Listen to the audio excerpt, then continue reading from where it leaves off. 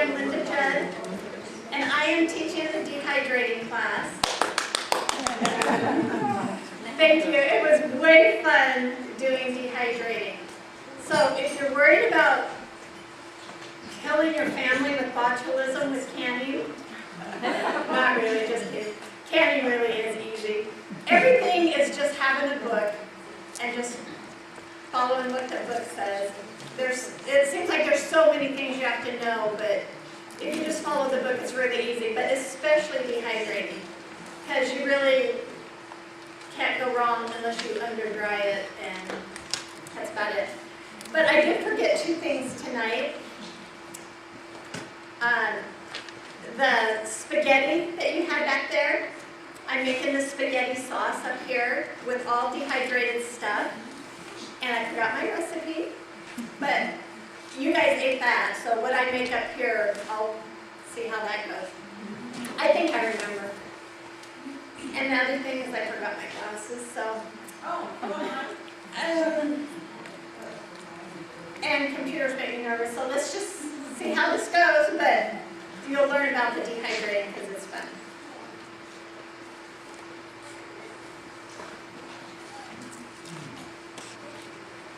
Okay, so why dehydrate? The thing I found, to me the biggest thing is money, because there's certain times of the year that you get a bounty of certain things. And it is so nice if you've got a dehydrator and you can just grab it right then, go home and dehydrate it up. And it is really cost effective. Saves time, because once you've dehydrated something, really it's kind of basically cooked, and all you have to do is reconstitute it, and that just takes about 20 minutes.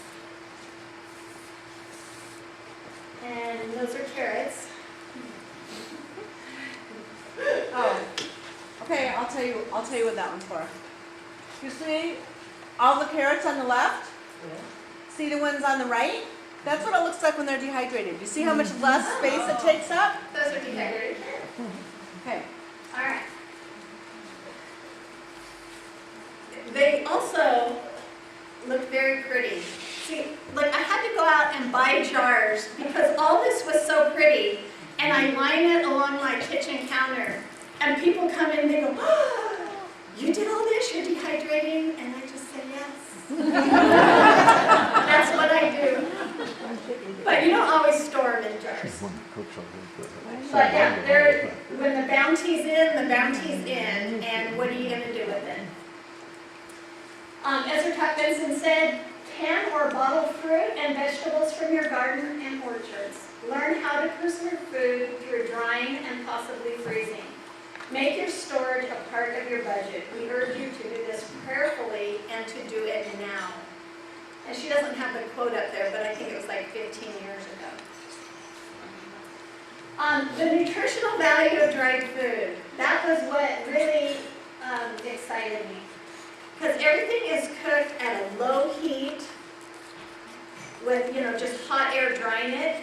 And you lose almost zero nutritional value when you dehydrate. That was so exciting to me because, everything else, you're losing quite a bit.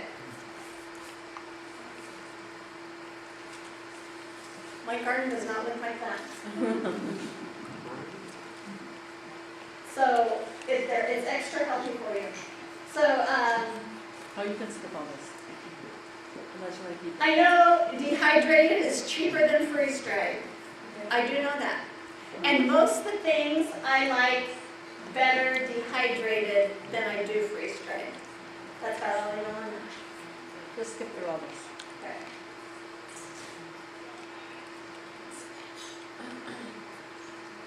That's what shows you. Okay. For the Yeah, so we talked about this like last month or the month before, where if you have 24 cans of peas, it's equal to 1 number 10 can of dehydrated green peas or 4 freeze-dried. So these are the dehydrated ones? Yeah, and they dehydrate, and so that's the cost differences. $38, $22 to $75. I do, however, really like freeze-dried peas. They're just like eating candy. The freeze-dried peas and corns are wonderful, but they're fruits. Yeah, They're kind of foamy, so yeah, I don't like foam. styrofoam. All right, food dehydrators. When I was going to teach this class, my husband was cleaning out some sheds about 5 years ago and decided to throw away my dehydrator because he goes, you never use it. So when I was asked to do this class, I started looking into this like really nice dehydrator, and it was about $250. So the husband, being the wonderful man that he is, he ran to the thrift store and got me this dehydrator. This dehydrator will work. I don't, so there's these kind, there's this kind, and there's sun ones. Yeah, you're gonna see another slide. Yeah, that's what I thought. And then there is a solar one. I'm not going to talk about that one. You got to build it, but if you go to peaceofpreparedness.com, if you're excited about that, they show you how to build it. That's a Will the homemade government one. give you a tax break since you're putting up the solar panels? Will you be doing the solar? Don't push your luck. Tax free. And you can do it in your oven, but we'll talk about that. Okay, non-fan dehydrators. Okay, this is a solar dehydrator. It's an air one. Just hot air. Well, yeah, but it's outside, right? That's true, but it's not the Okay. same. It's an outdoor one. For Lancaster, this one could be okay. You know, we're hot, we got lots of wind. Wouldn't try doing anything like this if I lived Outside brings it in at night. in the south or anything where it's just real humid. Yeah, they'll just mold. Yeah, it'll mold. I don't know what it's in. Your fruit has your highest acid, and so it would do best outdoors. If you're going to try and do it outdoors, it would be your better thing. There's the solar one. You can also dry things on the vine, and this is something I didn't know. Those are beans. Did you guys know beans grow on a vine? I didn't either. I just- And then I thought about it, and I thought I had no idea where beans come from or how they do it. But they grow on a vine, like in a pod, and you just let it dry on the vine, and then you break the pods open, and there's your bean. So, see? Okay. This is the one your husband bought. Yes, well, not even that. So, these are the vertical air where the air and the heat come up from the bottom. Or the Oh, okay, or the top. They work, but you have to work too to help them to go along. Because this one, the heat coils at the bottom. So if I'm drying, what's happening to the bottom? It's getting hot cooking. It's getting hotter faster. So the whole time I'm drying, I'm having to take that out, take this out, take this out, take the bottom one to the top, and, you know, which I've used it and it does work, but not like fun. Not the quality. Okay, then there's ones that the heat comes from the back or the sides, and a fan is blowing it. So this one where it's just coming up from the bottom, or this one where it's in the back blowing. So you can see that this kind would be a lot better to use. It would dehydrate a lot better. This one, it doesn't even have a fan, it's just a heat. And that works too, but you just have to rotate a lot. But the biggest thing on dehydrating is warm air.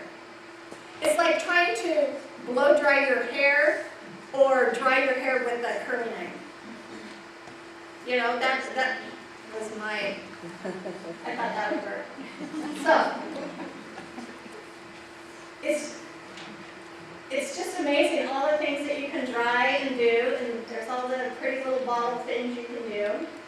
When you do it, of course, it's always, you want to start clean, wash your hands, because,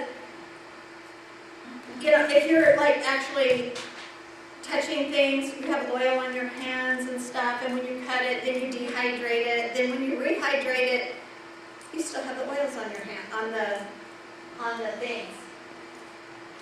So, the tools.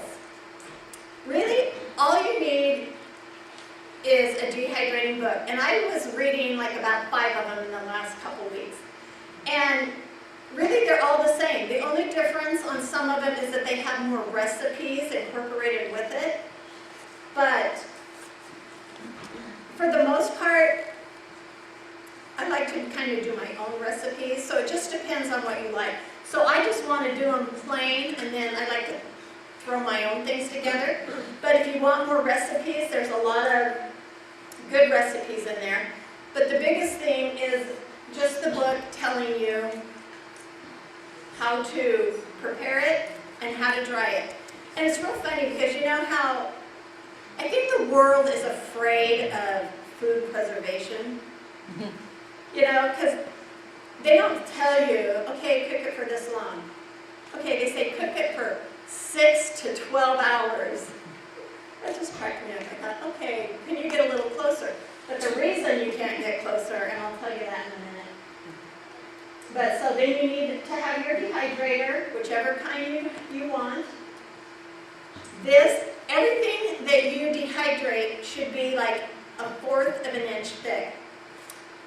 And Debbie had this, and it was like so neat. It's like all 1/4. So when I was drying things, you know, really most of us could just cut it, you know, and I was good with that. But like on my bell peppers, I would go like that and just score it. And then I was able to just take my knife and just real fast. But this was the best for tomatoes. It just cut them all perfect, and it went all the way through, and Works really good for pears too. oh, I'm sure it would for pears. It probably works Or good for bananas. peaches too, Where do you find it? and bananas. Like at a kitchen store. A kitchen store. It's just a tomato slicer. It has like little saws on it. It works so good. These would be wonderful. Mandolin. Some of them are kind of pricey, some aren't, but I could see if I was like really doing zucchini, or if I'm doing potatoes or carrot, you know, something where you could just really go fast. That's something I'd like to save up for. Meat cutter, you can, for like your You can set it for jerky. whatever thickness. Yeah, The first time I did zucchini, that's what I did it with. oh really, with your meat cutter? Okay, you don't need to use any kind of preservative if you're going to eat it within a month or 2. If you're going to end up storing it for like long term, they will brown up after a couple months. So if you use a lemon juice or These are just all tools. okay. Okay, that it'll go into blanching later, so I'll do that. Dry food, the fresher you get the food, when you rehydrate, the fresher it's going to be.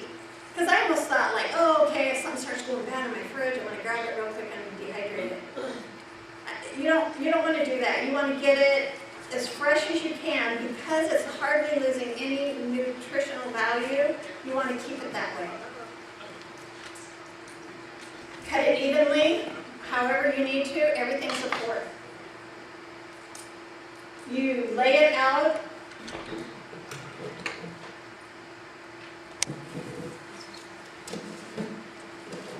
Here's your racks.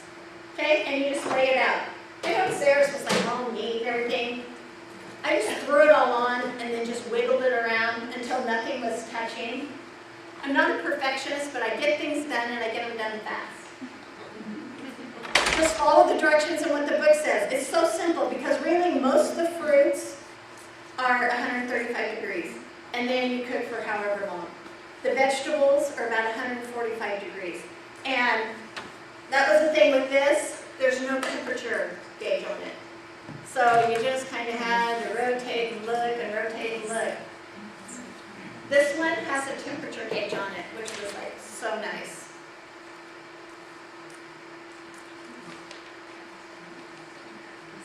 When you first put in all your food, you know, it might, you're checking it and looking at it, it might stay wet for like 3 hours, and you think, man, that's gonna take forever. But it's just because the first part is having to suck out so much water, but then the last part starts going really quick. Your food should be 95% dry when you're finished. And you want to put like all the same kind of foods in your dehydrator at the same time. Because of course if your fruit's going at 135 and your vegetables are supposed to be 145 and your meat is 160, you can't throw it all in because it won't dry properly. And the reason that they give us this huge amount, 6 to 12 hours, is because it just depends. It depends where you live. If you do live in the south and it's humid, well, it's going to obviously take more time to dry your food. Here, we're perfect. But are you in the house drying or are you outside?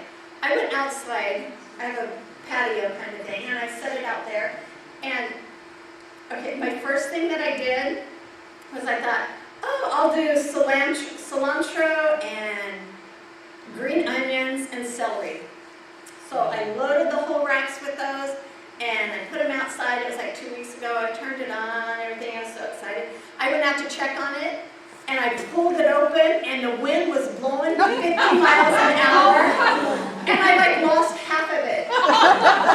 And I was just like, cuss word.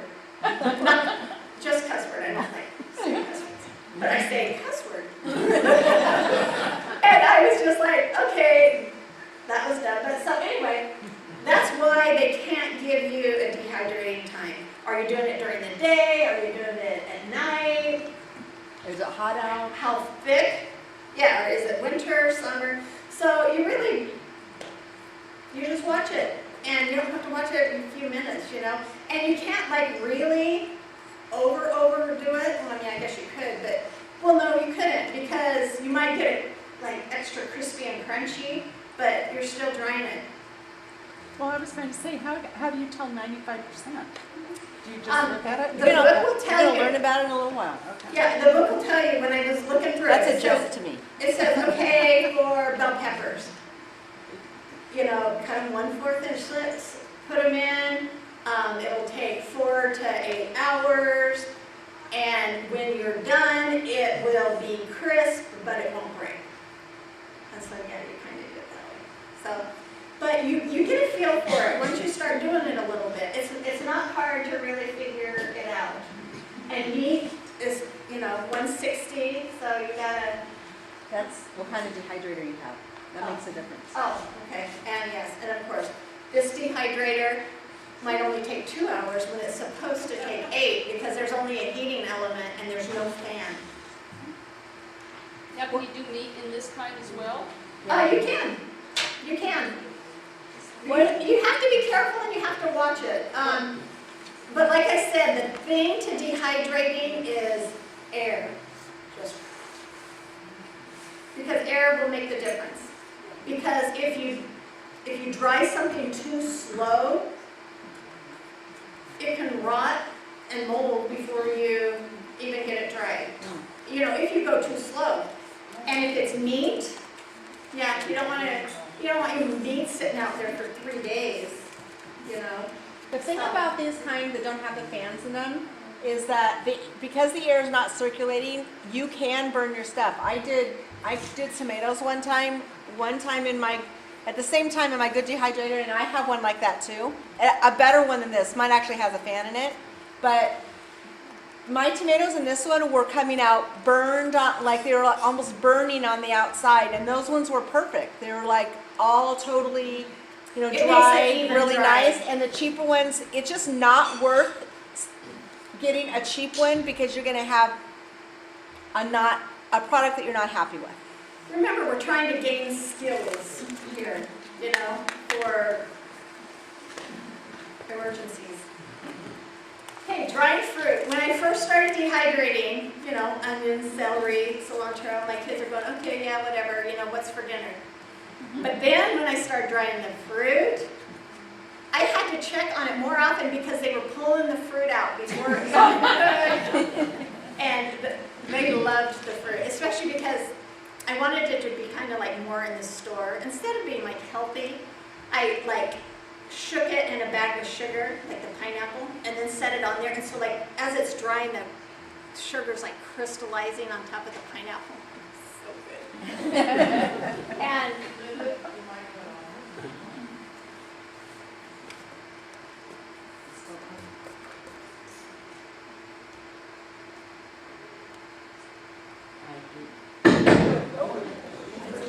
And so the fruit, it's the same thing,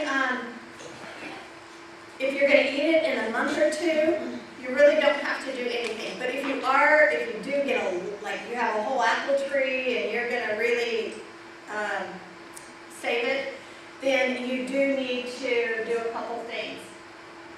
On your, if it's fresh fruit and it's like peaches, it's the same thing. If you wanna get the skin off, and you just blanch it in hot water and then put it in cold.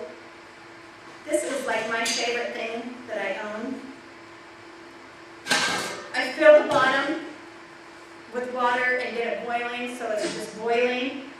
I've got this, and then it's just so easy to put whatever, like say they're the peaches. Set them in there, let it steam for 3 minutes. I can take it off, and I can sit it in this bowl of ice water. Like something.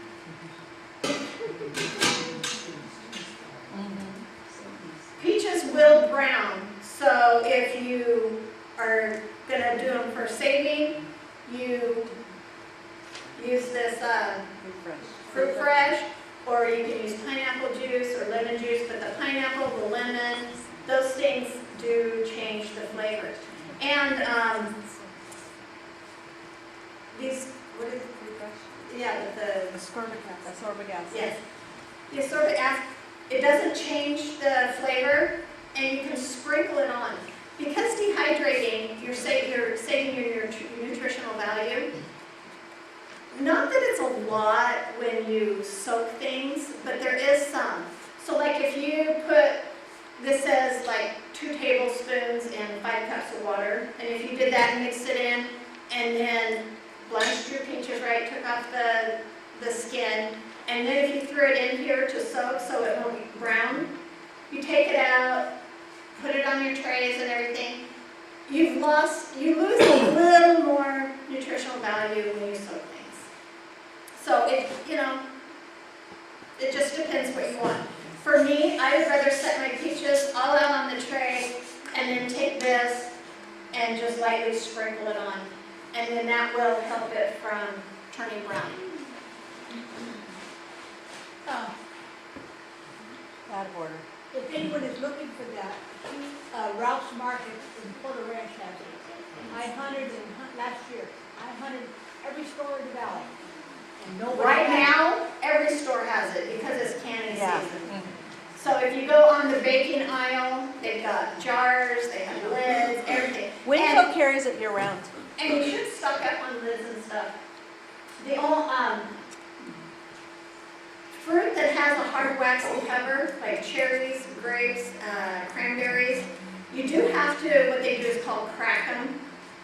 And you throw them in here, put them in your hot boiling water for 30 seconds.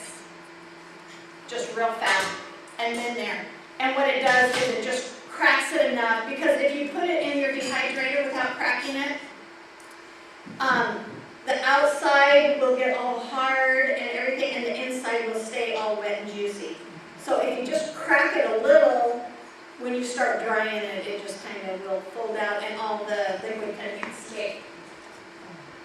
These are the things that you can pre-treat with. On the fruit leather that you had, it was just, okay, because fresh fruit isn't like in yet, where it's really good deals.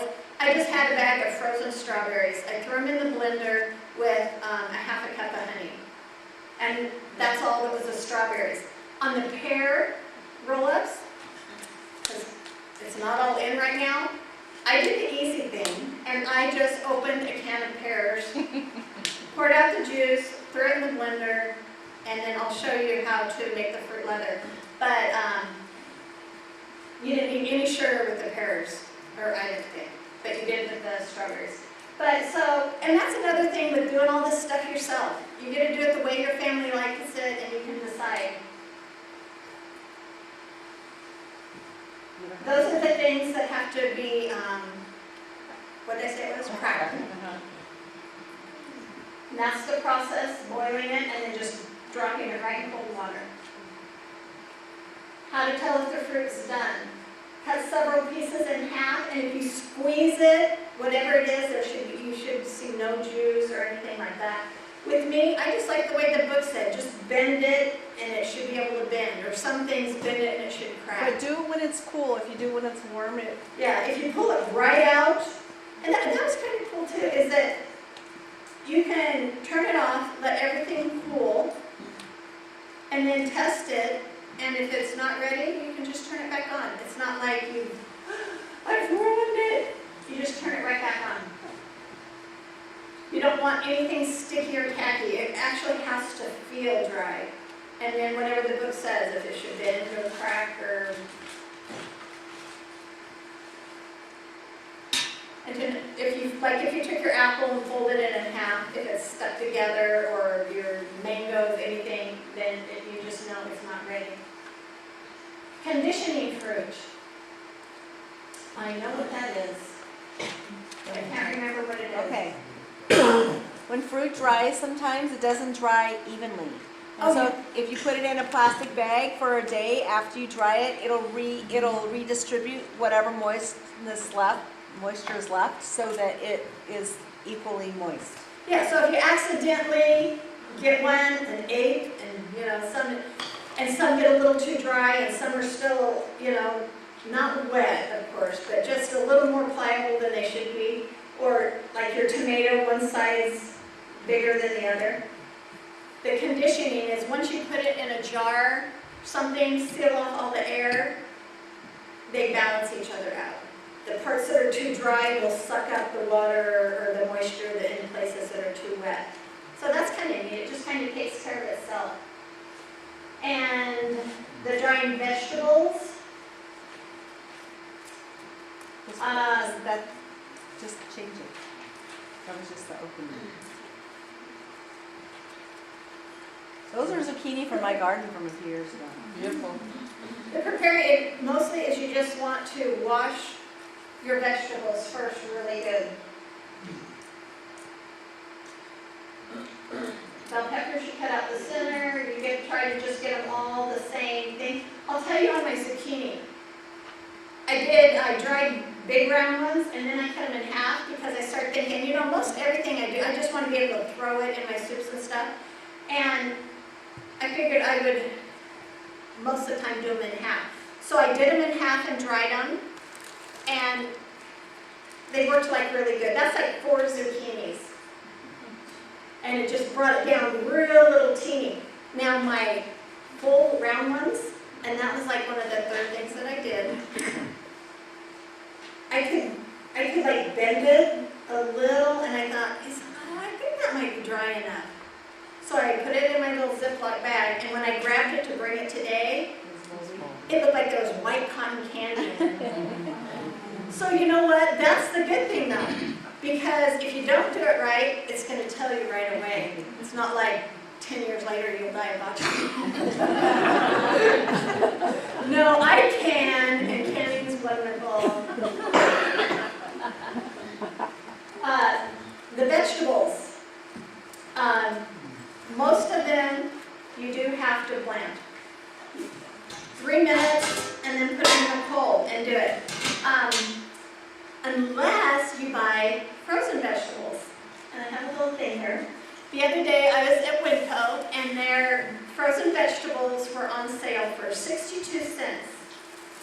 So I wanted to do this, and I wanted to do peas and corn. So I bought 4 bags of each that I took home, put them in my freezer. Ooh. Yeah. Okay, and the corn's the same. So I put it in my freezer, and I had no room for like anything else. Look at that, look how much room that took. So when I dehydrated them, this is the 4 bags of peas, the 4 bags of corn, and I had room to buy a turkey or a ham to refill the place in my freezer. Because I hated just how much room that took. And I'm not a big fan on even counting the freezer as food storage. I mean, it'll be good for about 3 days, but. So, I just loved that I got that on a deal and was able to just save so much room with it. But that's not how I would preserve it. I'll show you how that in a little while. You don't have to blanch these. So really, everything I did, I have not blanched yet. And I'm excited to do it just because I've got this thing and I can just do it so easy. But I did the onions, the bell peppers, and when you buy them, like anything frozen, it's already been blanched. So really, you just take it off and you just pour it on your tray and you put it in. So it was really fun how fast some of it was. And the blanching wouldn't take that much. Oh, and on the garlic. Let me show you what I did with the garlic.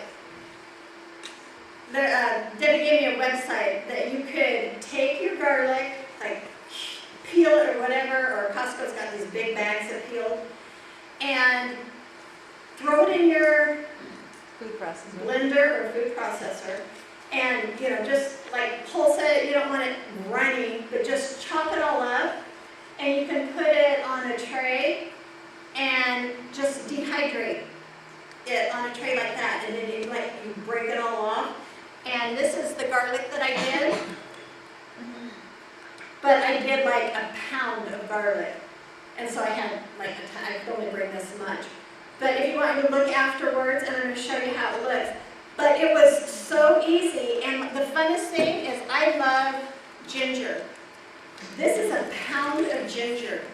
And when I was at the store, a thing of ginger that big, not the bottom part, but the top part, was $4. And I did this pound of ginger for 68 cents. And ginger's a root, so I just peeled it like a carrot, chopped it up, put it in there, and if I wanted it to be powder, all I'd have to do is throw it in the blender, and it would make it powder. But I kind of like mine a little bit chunkier. But here is my garlic. And these are, I just forgot they are. Plastic canvas. Oh, the Parchment. paper. No, it's not parchment, it's, Those are those are the trays that you get to make, no, for the fruit leather.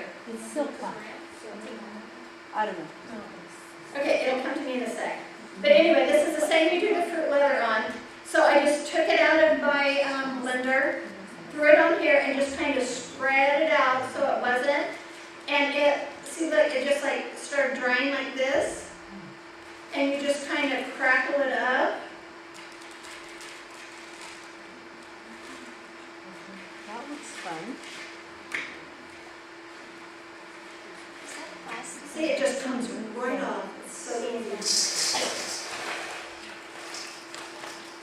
Silicone. Yes, Is it silicone? Okay. Look, it came up that easy. What? Oh, and so here I've got real nice chunky garlic. And I can break it up to be finer. I could put it in the blender, and I've got garlic powder. And I mean, it was a lot. So I loved that. And let me show you, since we're right here, oh, no, I'll wait on that until I come to it. Enough, you have 10 minutes. Okay. You just lay them out so nothing's touching each other, and they dry real little and teeny. And I love these, see when I did it on these, custard. it like, and you were picking everything out, and it was just like, it wasn't fun. But this, it was like you lifted it up and you went do, like that, right into your jar, and it was done. And It it's was, dishwasher safe. yeah, yeah. Yeah, just really easy, and it comes with this model. You have a rack, and you just have that. And then these, I don't think it's silicone. And if you're doing fruit leather or something that's wet, you could, if you had a bunch of chili, you could lay chili on this, smear it out as thin as you can. Someone did split pea soup once, laid it all out there. If there was leftover spaghetti sauce, I could put it all on there and dehydrate it. And then just, like I did there, just break it up and put it in a jar, and you've got like your spaghetti sauce there ready to go. And all you have to do is add water to reconstitute it. Saves so much room. This is what they're telling you about if you buy frozen stuff. It's already blanched for you. You just pour it right on the seed. The test for dryness. Dry vegetables should be grilled or crisp. My zucchini wasn't. Should only be 10% moisture in it. And it doesn't ever need conditioning like the fruit does, like balancing each other out. You can just take the dry vegetables and drop them, and they'll make a little tinkling sound when they hit your, whatever, your counter. Or the same thing, when you're picking them off here, if they're just making this dry cracking sound as you're pulling them off. So you really can tell after you do it just a couple They're times. dry. Okay, the fruit leather. What I did is because fruit wasn't in season right now, so I just opened a can of pears, poured out the juice, or poured it in a cup, and my son drank it all. I threw it in here and just blended it. If you're gonna store your fruit leather for a long time, which I don't think anyone ever could, if you had it, it's just like so yummy. But if you are going to store it for a long time, it did suggest, and it just says in the book, if you're storing it for a long time, you can add the pectin or the Sure-Gel or any of those to it. But for the most part, my pears, nothing, no sugar, nothing, just blended it, and it said just 1 cup. So I just took a cup, poured it right there, and with the bottom of the cup, I just spread it till it made a circle. It dries from the outside towards the inside. So, and you like it to stay, chewy. You don't want it crunchy, everything. So you leave your sides 1/4 and you make your center an 1/8. And it's not rocket science. You just roll it around like this, and it's really thick, and so it just rolls really nice into a circle or a square or whatever you want it to be. And then, like a kid. All right, but see, anyway, this is what it looks like when you're done, except it's got all of it. And it's just so great. I love this paper. Okay, this has been sitting here for a while, but it just pulls off like that, and you got your fruit leather, and that is, if it was all the way, that is 1 cup of apricot, canned apricot. And then what I did, you guys probably had a hard time pulling off all the plastic. I just, say like this with just regular plastic, lay it on there like that, and then just rolled it, and I put it all in a Ziploc bag, and told the kids if they touched it until I got home, they were in trouble. But they still did. Can you combine like a couple fruits? that- Yeah. Oh, yeah, you can throw in raisins, you can put in nuts, you can put in coconut, you can go really You can do fancy. strawberry, banana. Oh. The one thing it did, if you're going to store it for long term, it said don't use sugar. Because when you're drying it, the sugar will kind of come back to that dry consistency. So it's better to use the honey or corn syrup as a sweetener. Oh, and this is the trays. Oh, and Debbie had a tray.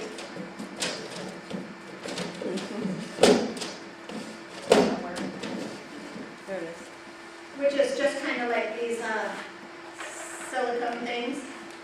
It's That's just for a- my round dehydrator. It's just a different kind, but that's what I did, like the garlic and the ginger on, because I wanted it to have a little bit of a lip. So that worked out really good. If you're doing fresh fruit, if you want, you can cook it a little bit and then blend it if you're doing the fruit leather. But, or you can just do it raw and just put it in a blender. It's just whatever your preference is. Here, they're showing you how to cook it and prepare it. And this is where they put in the Sure Gel pectin stuff. Put it in the blender and don't use sugar. If you want it, if you're in a store for a long time, put a little bit of the lemon juice or this stuff in to help it stay the pretty color. Have you used that brand, that vitamin C crystals? I haven't, but it actually said that the vitamin C crystals in this is the best because there's no flavor. And the lemon juice and that will, and as you dehydrate, your flavors get even stronger. So there, as I'm rolling it out, then you just put it in and you dry it anywhere from 4 to 12 hours. I don't know what that is. Oh, I can tell you. You know how your cars get really hot in the summertime? Yes. You can dehydrate in them. They smell really good if you're doing fruit. But you don't get, you don't have any airflow. In the ovens, when the coolest thing that you do is 135. Most ovens will not go down to that cool. And then the same thing, you don't have a fan going. Can it be done? Yes, but it's less desirable like this. And if it cooks it too fast, it's gonna kind of mess things up. But you store your leather, you just wrap it in the plastic. Okay, jerky, which is my favorite. I've done jerky for like ever. You guys had buffalo jerky. Was that exciting? Did everyone try it? Who did it? I can't eat any beef or meat like a beef product. It tears up my insides. Okay. Meat, Wild game. wild game, you're supposed to freeze it for like a month before you cut it up and jerky it, because there's a special bacteria that they have. But really, I do that with any of my meat. I usually use London broil. I wait till it's on sale.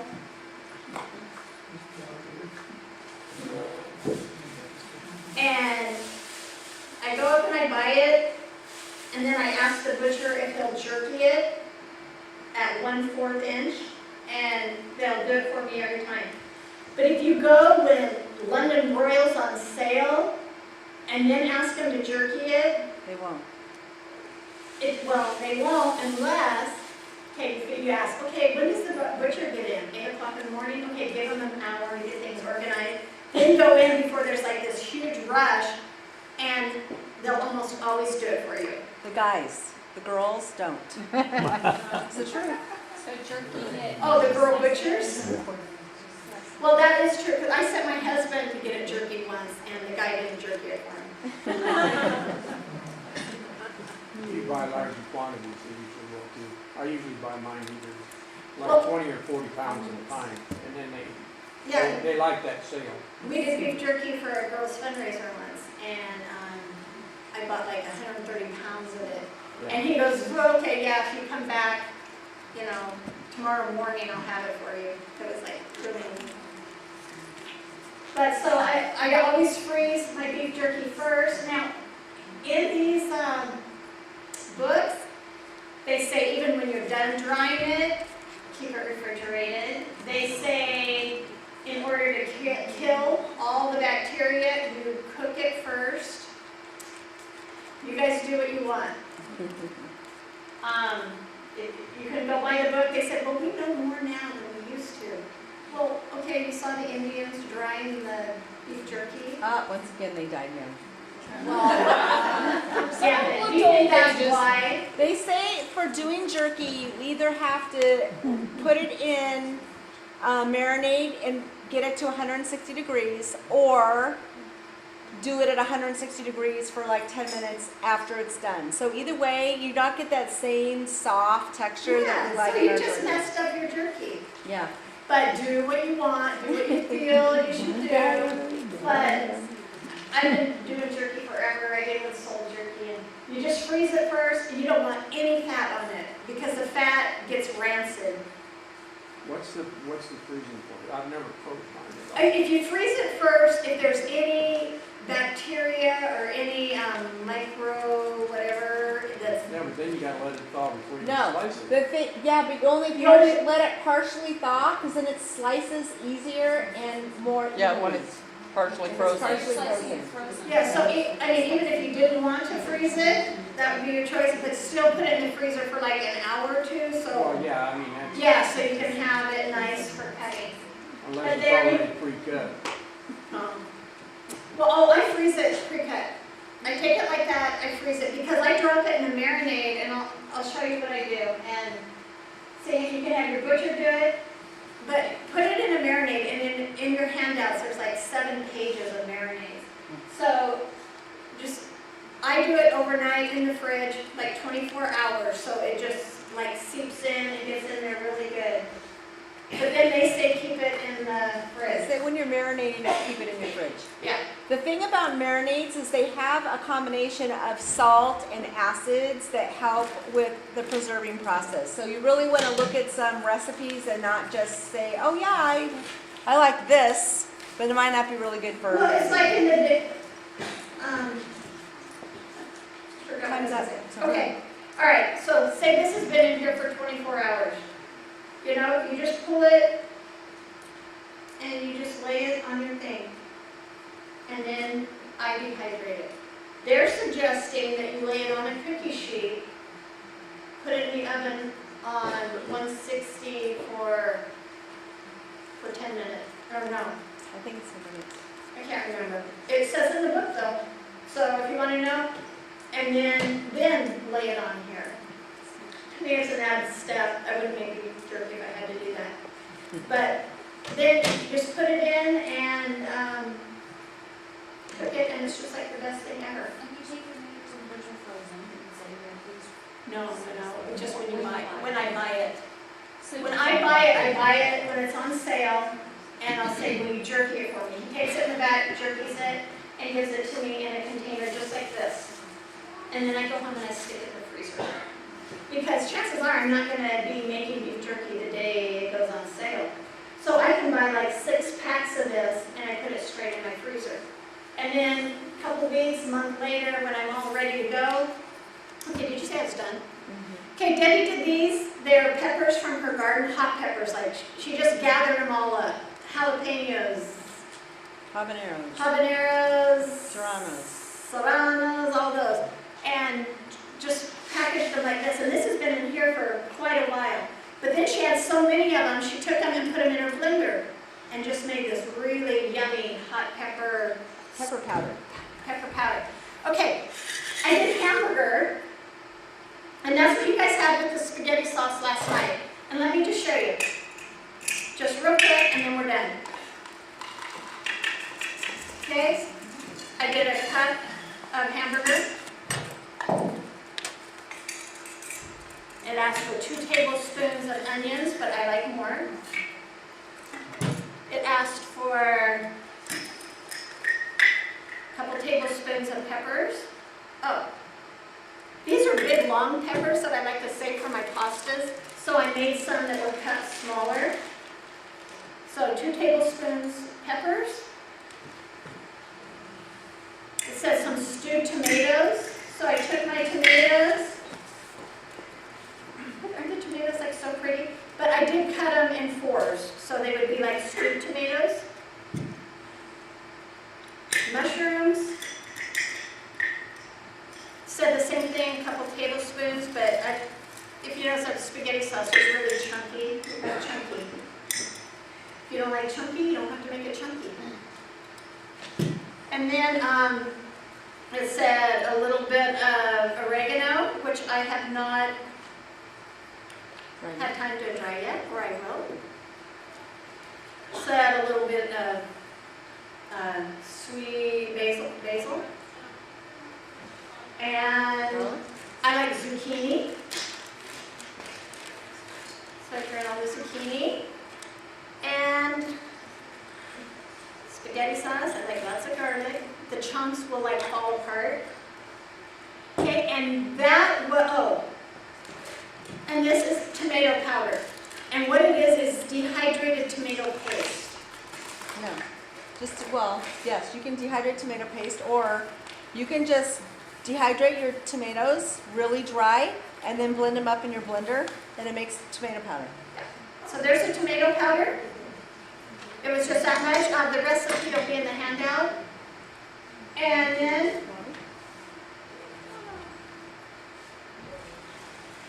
4 cups of water, and then it said for the tomato powder, a half a cup for, so there's 5 cups of water. That was it. I let it sit. Well, I put it in the fridge. I went like that and just put it in the fridge. And then the next morning, took it out and cooked it. And wasn't it good? Did you guys like it?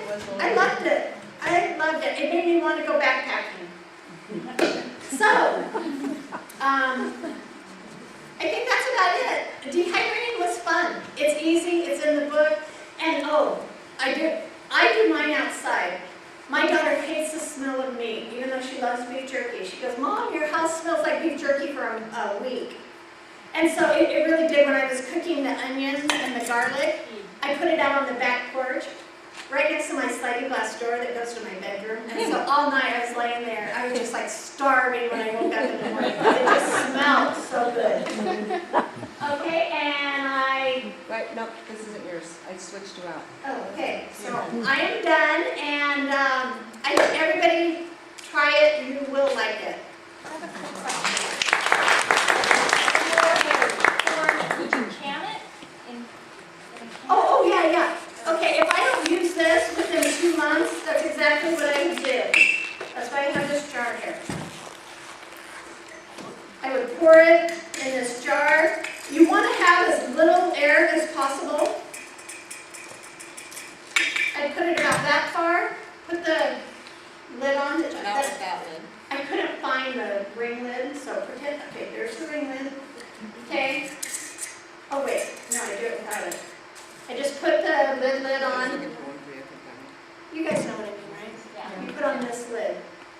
Okay, and then, Not melted, just yeah, just cold. Just put it on, and then if you have one of the food stamps. sucker uppers, yeah. You put that on it, and you just push sucker up, and it takes out all the air. out all the air, and then you've got that. Some of the Vacuum books say seal. it would last a year, and other books said it's indefinite, that they took it out of the Pharaoh's things while they were. It said they put all this dehydrated food in the pyramids so that The pharaohs could eat when they so the pharaohs could eat because it took so long to get to the next Other life. side? Yeah. Hopefully that won't happen with us. So And they were perfectly good, of course. But they were at the perfect temperature, they were cool, they were in dark, and all that. put the lid on it and it Would it help to put oxygen in the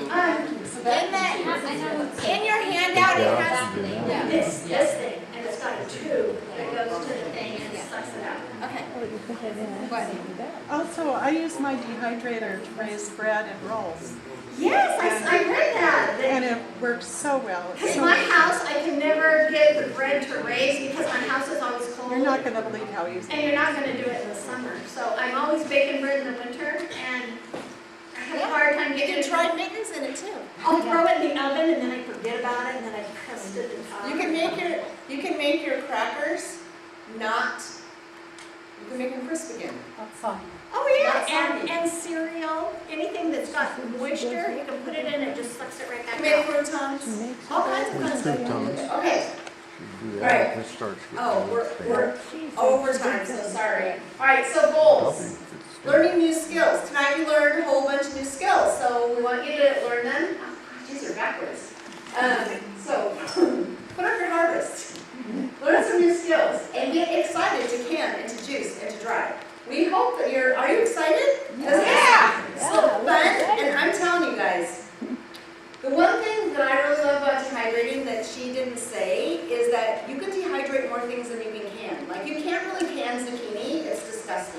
But you can dehydrate it and use it all year long.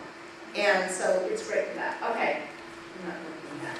And we hope you come back again. All right, next. Changes are coming. This is the fun part. All right.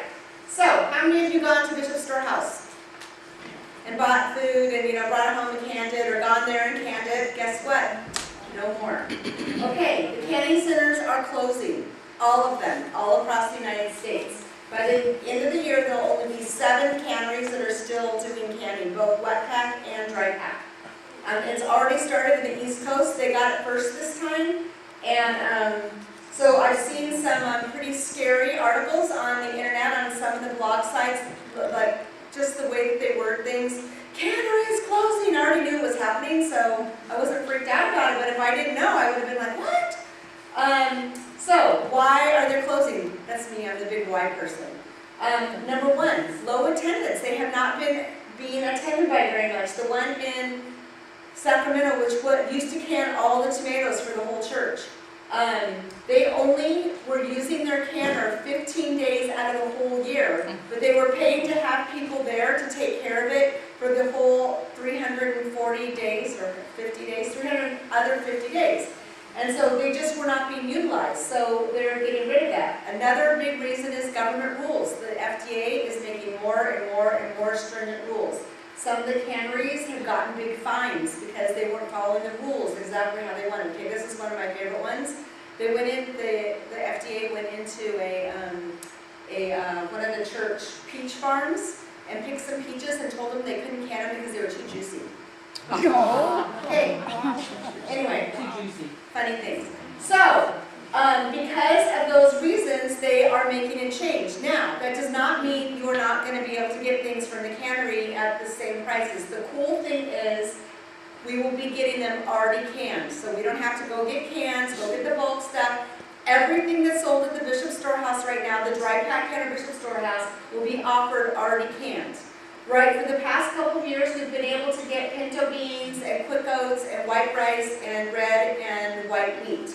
But by the end of July, we will almost all the other items will be available to us here in California by the end of July or beginning of August. And by the end of the year, everything will be available either by going to the Bishop Storehouse, like so you would call and order it and go down and pick it up, but it would already be canned. And so the cool thing about this is instead of having to get 20 pounds of onions that, believe me, smell up your car for a very long time on the drive home, you can just get 1 can already done. So you can pick and choose what you want and get a can of this and a can of that at the same low prices that we've already been doing it ourselves. The second thing is, if you don't want to spend the gas money to go down, to go pick it up yourself, you can buy a case of onions or a case of carrots or a case of milk already canned, and it can be delivered to your house for, postal costs. So you're able to get all the stuff even better than we were already able to do it. Oh, that's the stuff I already told you. So you can order it by the case through store.lds.org, and that will be in your handout. Anyway, so did any of you already heard about this? Okay, were you a little bit panicked about it at first? Because the stuff I read was like, what? I talked to the head of all the canneries a couple of weeks ago to find out, because we had been hearing rumors that maybe we were going to be able to we were talking about the milk. Because the milk at the Bishop Storehouse is so much cheaper than everybody else's. And so we were wondering, are we going to be able to get that? That would be great. And so he told me all about all this before I started getting all the scare tactics stuff. Okay. All right. We're almost done. The little garden and the few trees are very valuable. I remember when the sisters used to say, well, we could buy it at the store a lot cheaper than we can put it up. But that isn't quite the answer, because there will come a time when there isn't a store. Scary thought, isn't it? Okay. So, now go and do. I love this picture. I was looking for pictures of young and old, so I have her. You're never too young to start canning or teaching your children or grandchildren about canning and dehydrating. They think it's really fun. They're going to think it's more fun than you, especially when they get to eat it. Ask Linda's kids. And you're never too old to start learning how to do it. The great thing about doing canning and dehydrating is it creates a bonding time for your friends, for your family, whoever is doing it with you. Because of that, the buddy system is a lot funner. I know that's not really a word, but I use it all the time. It's a lot more fun if you are doing it with somebody. So, and it also keeps you going. Like if you know, oh yeah, peaches are gonna be on sale next week, let's get together and do it. You'll actually do it. Where if you don't get somebody to do it with you, you may not. So find a buddy to do it with. It's a lot more fun. The other thing, like Linda just showed you, putting together the spaghetti sauce, it's so much faster. If you're canning meat, the meat's already cooked. You can just throw it in and, voila. So it's much quicker to do meals. And it makes you a lot more self-reliant. It builds your food storage so that you actually can make meals instead of just having, plain rice and beans. All right. There will come a day, I certainly hope it's a little bit further in the future than it is right now, when the shelves will be empty. And that can happen for a lot of different reasons. This obviously wasn't a world calamity that caused these shelves to be empty. It was probably a tornado coming, and not a tornado, a hurricane coming through. Here in California, we don't have a lot of hurricanes. We do have earthquakes, and those you can't really prepare for. You can't run out to the store because it's already going to be done by the time you find out. So there are things coming. The scriptures are full of prophecies of things that are going to be happening in the last days, and we have prophets that have told us and warned us of those things and told us how we can be prepared. And what they have told us is really, no matter what happens in the world, no matter who causes what to happen, it all boils down to the same thing, having stuff for your family to eat and being able to take care of yourselves. So you have the opportunity as heads of your families to decide, is my family going to even have any food to eat? And if they are, what kind of food is it going to be? Are we going to have delicious spaghetti sauce and some great dump cake, or are we going to be eating plain beans and rice? It's all up to you. The reason why we do the classes and talk about canning and dehydrating and juicing is it's a way for you to cheaper and more directly for your family, be able to pick and choose the things that you want for your family to eat and drink. Because what I like and what my family likes isn't what your family likes and eats. So you get to be more specific. You get to fill your shelves with food. And by having that food, you will feel the peace of preparedness. I've been teaching these classes for a long time. I started my food storage when I was 18 years old, which is not very common for an 18-year-old. And I wasn't even an active Mormon when I was 18 years old. But I have felt from the time that I was young that it was something that I needed to do. And I didn't want to have what my parents had, which was wheat, salt, sugar, and powdered milk. That's all they had in their food storage. I call it the Big Four. What can you make out of that combination, seriously? So I started building, I bought my first food storage at 18. I did it all wrong. A lot of it turned into tar. I can't even tell you what it was when I opened it up. I still have the wheat and the sugar. But I can tell you that as I have been building my food storage, and especially as I've been learning how to use it, I feel such peace. I don't have to worry about what's going on in the world. I don't have to worry about whether or not I can take care of my family, and whether or not we'll have food to eat, and whether I can even help my neighbors, because I have things stored and I know what to do with them. And next month we're going to be learning how to cook when the power is out. Because frankly, having all that beans and rice and no way to cook it, it's not going to be all that good eating. Could break a few teeth as a matter of fact. So we don't have a way to cook. Having the knowledge and the skills and the tools to be able to do the things gives me the confidence and the peace that I don't have to worry about going on. I don't have to watch Fox News. I don't have to worry about who's doing what. I just have to keep plugging along one step at a time, one can at a time, building my storage, building my skills, and being able to make meals. That's what I have to worry about. I don't have to worry about anything else, and neither do you. So I hope that you take what you learned tonight, you go home, you find a canner. I got mine's like this, for $35 that somebody was selling. Like they just wanted to get rid of it out of their garage. So you can find deals. I know that the Lord will help you if you really want. He will open doors for you, and He will make these things available because they're righteous desires, and they will help your family be more prepared. So I hope that you enjoy the class. I hope that you're wanting to come to the class. We will be sending out emails with more specific information on the classes for June, because they'll have to be bought and paid for in order by June 2nd, so that we can have them here on the 22nd of May. And not here, though, you know, the other building. So anyway, thank you guys for coming. We do put a lot of time and effort into the class, and we love that so much more. So thank you so much. And closing prayer. We're going to have a closing prayer. Oh, wait, one more thing real quick. Book of Mormon play musical tomorrow night. You know, if you're non-LDS, we would love you to come too. I have lots of friends that are in this, that are practicing right now. And it's going to be terrific. So come and join us for an evening of spiritual uplifting and musical fantastic. We gotta go. What? Oh, what time? 7 o'clock tomorrow, and it's at the State Center, so that's the LDS church that's on Avenue K right across from the college. It's 32nd West at Avenue K. And you're all invited. Come early if you want a good seat. Okay. Oh, wait. Wrong person.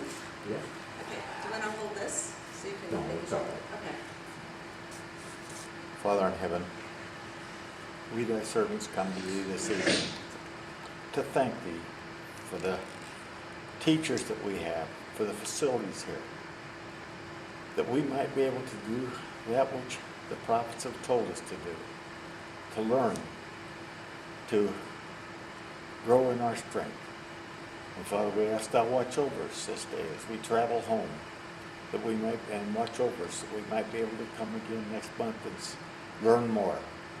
We want you to thank and watch over our teacher and those that guide us. And these things, Father, we ask for in the name of thy Son, Jesus Christ. Amen. Thank you guys for coming, and if you didn't sign up, please sign in on the sheets up there.